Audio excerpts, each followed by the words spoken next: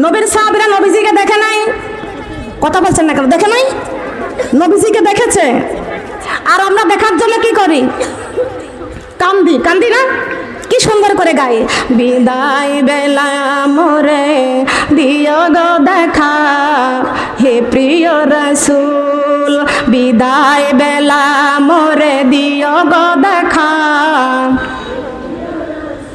তব দিদারে হব ধন্য তখন আমি, তব দিদারে হব ধন্য তখন আমি, শূন্য দেহ যখন লুটাবে ধুলাই, বিদায় বেলা বিদায় বেলা মোরে দিও গো দেখা, হে প্রিয় রাসূল বিদায় বেলা মোরে দিও গো দেখা।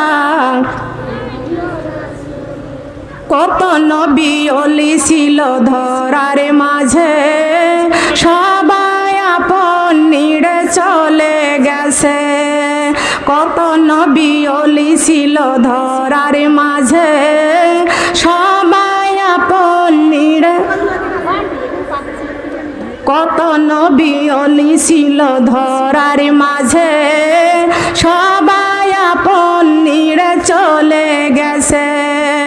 আমি অত পাব না সারা, পৌঁছে যাব জীবনের মোহনা, বিদায় বেলা বিদায় বেলা মোরে,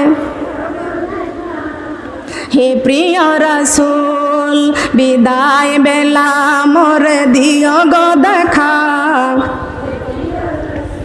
ছিল কত আদরের মা বাবা আমার, কেমন আছেন তারা কবর মাঝার। ছিল কত আদরের মা বাবা আমার, কেমন আছেন তারা কবর মাঝার। সে খবর আজও অজানা,